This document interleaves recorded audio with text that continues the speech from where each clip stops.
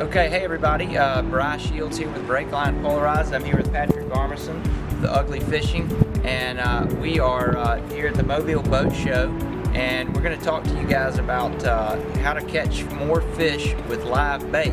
But first I'm going to introduce Breakline sunglasses to those who don't know.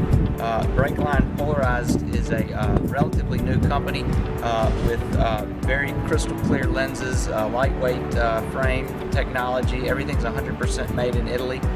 We've got one of the best warranties in the industry, full lifetime warranty, including repairs, replacement if you break them, and at one time loss replacement as well. And Patrick recently started wearing Breakline sunglasses. Patrick, where did you first hear about us? Heard about you from fellow captain Chad Palmer. He brought them to me and introduced me to the glasses, and been really pleased with them. Good. So what have you liked most about yours? the lightweight.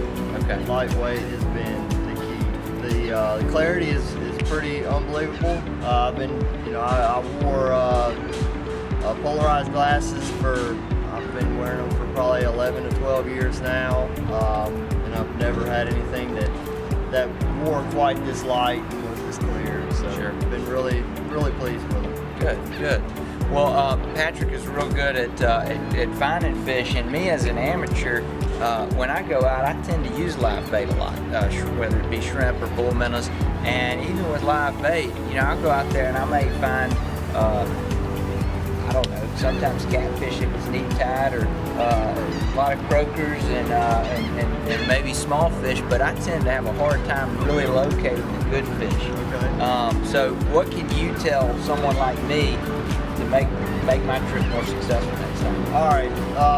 First thing that I've learned over the years is go with a single hook and a free line bait, and that's where the glasses start coming into play. We get into areas where the water is relatively clear. We're going to fish live bait, so the bait is going to be swimming around as naturally as possible, right? In order for it to swim around as naturally as possible, you have to have a little bit of slack in your line. So when that line has a little bit of slack to it, having some good glasses, being able to see the water good, you can sometimes see the fish actually. You can actually see like a flash from the fish, or actually see the fish flare on the bait, and you may not actually feel the bite on the line. So if you can actually visualize that and see that happening, sometimes the fish will miss the bait. Well, if he missed it, you don't want to reel it in and pull the bait away from the fish. Whereas if you're able to see all that action happening, you can leave the bait in place or give it just a little bit of a twitch or a tug and make that fish turn and react to that bait. And that's where that really good clarity and lenses become so important, I guess. Yeah. And so you're talking about free lining as opposed to a Carolina rig where you put a weight. You're talking about, so what kind of depths would we be fishing when we use that strategy? We will fish anywhere from a foot deep all the way to 25 to 30 feet deep. I'm fishing a lot right here in the waters behind us. Fish structure where it may start out really shallow, 2 to 4 feet, but then it all falls off really hard. Well, those fish may be all in that 25 to 30 foot of water up in the water column. So you get that bait, it's kind of swimming around, those fish will find it and come out and get it. Well, you want to be able to see that action if at all possible. Sometimes you're not always going on site, but if you can add that extra element to it and be able to see what you're doing, it can certainly add to be able to catch more fish. Well, tell us, one thing we've been doing too is asking a lot of the pros who wear our glasses maybe for some tips on how you actually locate these fish. So what are some signs maybe that you look for to say, hey, I think this would be a good spot to try this tactic? All right, so I'm going to look for big mullet. Okay. Big mullet and pogies. Big mullet, I'm talking big mullet that you would fillet and put on the smoker. Trout, redfish, look for them jumping or right on top of the water, kind of nervous.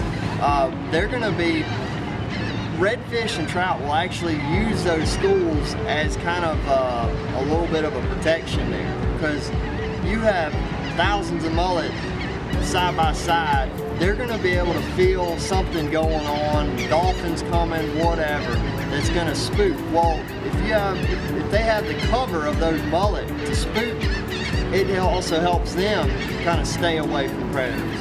So they use them as kind of covered, where they can kind of go in amongst the school and go out and feed and stuff like that. So that helps. That's number one tip. And then two, if you can't find mullet, look for the pogies clipping and fish. Fish where they're going to be around bait that they're going to be actually feeding on. Sure. Okay, well good. Well, that's some good tips from Patrick. And Patrick, if anybody wants to book a trip with you so they can go learn some of your tactics and strategies, how would they do that? Easiest way is go to uglyfishing.com. If you want to interact on some social media platforms, I'm on Facebook, Twitter, Instagram, Google+.